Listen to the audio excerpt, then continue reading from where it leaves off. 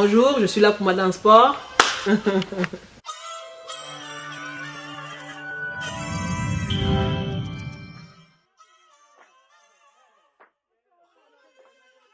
Bonsoir, moi c'est Mbala Atangana Hortense Vanessa. Je suis camerounaise et je fais du judo dans la catégorie de plus de 78 kg. Et 3 fois championne d'Afrique, plusieurs fois médaillée dans des grands prix et grands slams. Récemment le grand slam de Düsseldorf. Bon, je m'entraîne au judo club Pays de Château-Gontier depuis 2014 déjà. Depuis que j'ai, je peux dire 11 ans, depuis que j'ai 11 ans que je fais du judo, là j'en ai 28 déjà. D'accord. Ça fait un peu longtemps que j'en pratique. Et oui. Et depuis 2010, je fais du haut niveau. Bon, alors j'ai pas choisi de faire du judo, c'est ma maman qui... J'étais trop turbulente à l'école. C'est ma maman qui m'a dit, allez hop toi, tu vas aller te calmer, tu vas faire du judo. Et c'est elle qui a choisi la discipline, moi je suis partie, j'ai fait, ça m'a plu et voilà. Ça m'a plu, j'ai commencé en 2011 et je le faisais avec des sous-vêtements, donc ça s'est déchiré à chaque fois. J'ai dû arrêter 1 an parce que j'étais fatiguée de déchirer mes habits à chaque fois.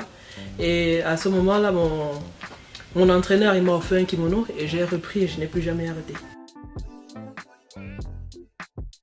Ça s'est fait comment? Par étapes? Oui, par étapes. Pourquoi par étapes? Parce que pour faire du haut niveau, pour faire d'abord le championnat d'Afrique, en 2010 on me disait il faut être champion du Cameroun.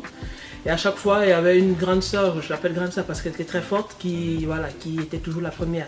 Bon, je me suis donné comme pour objectif cette fois-là de battre la championne pour que je puisse faire le championnat d'Afrique.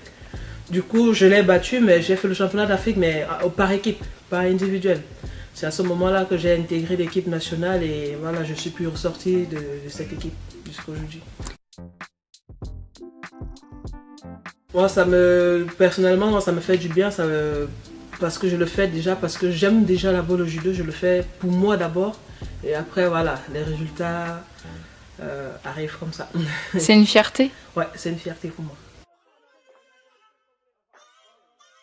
Voilà, le confinement, quand on a annoncé le confinement, c'était très dur, très dur. Bon, j'y croyais encore parce que je me disais, bon, ça va se terminer d'ici là, on va pas renvoyer les jeux. Ça a commencé à être très dur quand on a annoncé le report des jeux. J'ai un peu craqué. Après, je me suis dit, bon, 1 an, c'est rien. Allez, j'ai fait 3 ans, j'ai fait le plus dur. 1 an, c'est rien, allez, hop, on recommence. Et voilà, l'entraîneur il a compris, il m'a donné quelques temps pour bien digérer et voilà, on a repris. Toujours dans le confinement, on s'entraînait en visioconférence, donc via WhatsApp. Je l'étais chez lui, j'étais à mon appartement, on s'entraînait comme ça.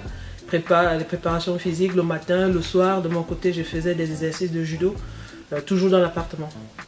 Jusqu'à ce qu'on lève le confinement où on a eu le droit à faire de la prépa en salle et à l'extérieur, ce qui fait, ça nous fait du bien de respirer de l'air. Tout, l'ambiance qu'il y a dans le club, voir des gens, discuter, parce que le confinement, ça te fait stresser, ça te fait déprimer. Le fait de voir d'autres personnes, ça te donne de la joie au cœur, quoi. Je peux le dire comme ça. Là, il y a une ranking list en fait sur la Fédération internationale de judo. Tous les athlètes ont accès, même ceux qui ne sont pas athlètes, ils peuvent regarder. Donc à chaque fois qu'il y a une compétition, une semaine après, ils mettent à jour. Donc à chaque fois, moi je regarde. Donc, pour l'instant, je suis qualifié 20e mondial et 19e olympique. Donc pour l'instant, ma place ne souffre de rien. J'ai dit avec plus de recul, je me suis dit 1 an c'est rien. Au contraire, ça me permet de mieux me préparer pour aller chercher cette fameuse médaille que je rêve tant. C'est un mal pour un bien, pour moi. Je pense pas que ça va changer grand chose. C'est vrai que là, on fait moins de judo. Ça sera difficile au début quand on va reprendre du judo, ça c'est normal. Mais pas grand chose. Ça va pas changer grand chose. Les motivations, les objectifs restent les mêmes. Aller chercher une médaille à Tokyo, refaire un quatrième titre de champion d'Afrique. Voilà les objectifs. Donc, au mois de novembre, fin novembre, début décembre, il y a le championnat d'Afrique qui est encore en liste, à part si on l'annule, aller chercher un 4e titre africain et après se continuer la préparation pour une médaille à Tokyo. Moi j'y crois, et l'entraîneur aussi. Qu'est-ce que ça sera dur. Oui. Non, on ne sait pas encore. On ne sait pas encore. Là, au niveau international, il n'y a pas encore de calendrier. Mais au niveau continental, comme je vous ai dit, il y a des compétitions qu'on appelle Continental Open qui auront lieu. Il y a un qui aura lieu au Cameroun, au Sénégal, mais c'est pas sûr qu'ils auront lieu. Donc, même le championnat d'Afrique, on ne sait pas encore. Le calendrier n'est vraiment pas encore défini jusqu'à présent. Parce qu'en plus, là, c'est des compétitions qui se déroulent à l'étranger. Ouais, donc, justement, parce qu'il faut, il faut aller à l'extérieur. Je pense que ça c'est un peu compliqué pour l'instant, pour eux de sortir un calendrier. Donc, on est encore dans l'attente. Donc, c'est un sentiment de frustration, peut-être un petit peu de... Pas vraiment de frustration, parce que là, si ils mettent, par exemple, si on lève le confinement et qu'ils remettent des compétitions aussitôt, ça sera difficile. On va les faire, mais ça sera difficile parce que c'est beaucoup de risques de blessures aussi. Je pense qu'ils veulent nous laisser le temps de mieux se préparer pour limiter les blessures aussi. Donc, pour moi, c'est pas de frustration. D'accord. Tant que je reste qualifiée, c'est bon pour moi. C'est le plus important. Je peux dire que c'était aux Jeux africains de 2014 où je rentre avec une médaille de bronze très amère. J'étais vraiment très mal, mais bon, c'est ça la compétition.